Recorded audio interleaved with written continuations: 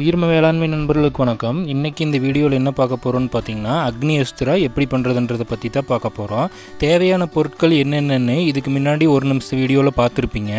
அதை எப்படி என்னென்ன பண்ணணும்னு இப்போ செய்முறை மூலிமா பார்த்துடலாம் வாங்க.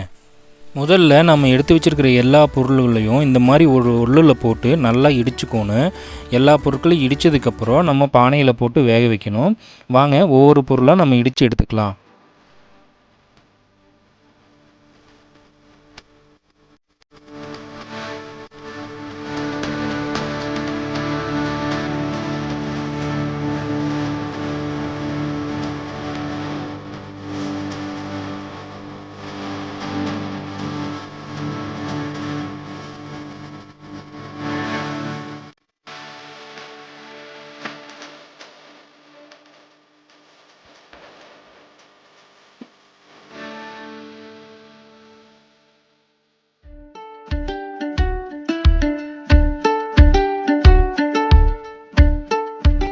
இஞ்சியை இடித்து எடுக்கும்போது பார்த்திங்கன்னா செம மணமாக இருந்துச்சுங்க.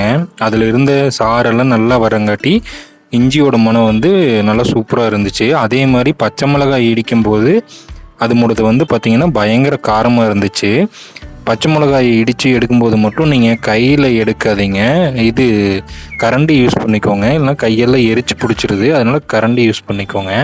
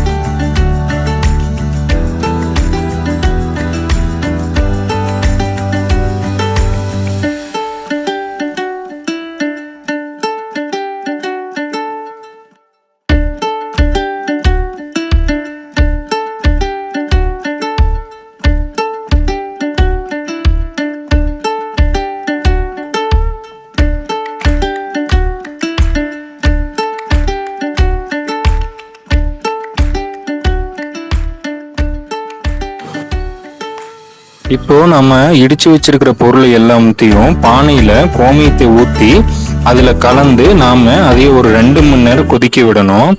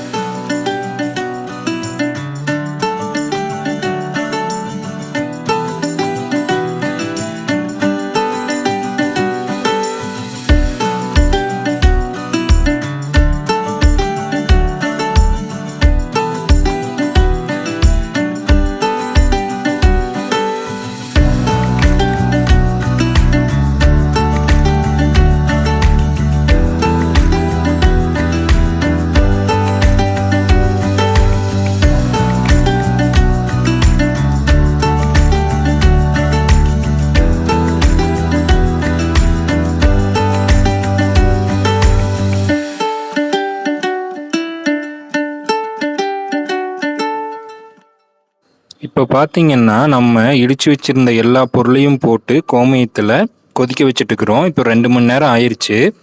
நல்லா கொதித்து அந்த நுரை வரதை பார்க்கலாம். நீங்கள் இந்த மாதிரி வந்துச்சுன்னா நம்ம ரெடி ஆயிடுச்சுன்ட்டு அர்த்தம். இது ஒரு 2 மணி நேரம் அப்படியே அடுப்புலேயே விட்டுருங்க. ஒரு அரை மணி நேரம் கொதிச்சதுன்னா போதும். அதுக்கப்புறம் பார்த்தீங்கன்னா 2 மணி நேரம் அடுப்புலேயே விட்டுருங்க. ஒரு அரை மணி நேரம் தீயை எரித்து விட்டு நல்லா கொதிக்க விடுங்க. அதுக்கப்புறம் பார்த்தீங்கன்னா அடுப்புலேயே விட்டுட்டிங்கன்னா அந்த அடுப்போட சூடும் பானையோட சூட்டுக்கும் பார்த்தீங்கன்னா அந்த அடுப்பில் ஹீட்டு கம்மியாகிற வரைக்கும் உங்களுக்கு கொதிச்சுட்டே தான் இருக்கும். அதே மாதிரி ஒரு 2 மணி நேரம் அப்படியே வச்சுருங்க. அதுக்கப்புறம் அதை எடுத்து இறக்கி வச்சுட்டு 2 நாள் அதை அப்படியே ஆற விட்டுருங்க. 2 நாளைக்கு அப்புறம் ஆறுனதை எடுத்து நம்ம வடிகட்டி யூஸ் பண்ணிக்கலாம்.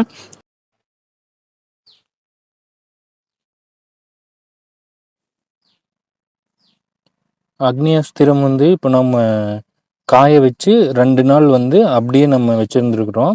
இப்போ 2 நாள் ஆயிடுச்சுங்க. இப்போ நம்ம வந்து வடிகட்டி நம்ம யூஸ் பண்ண ஆரம்பிச்சிடலாம்.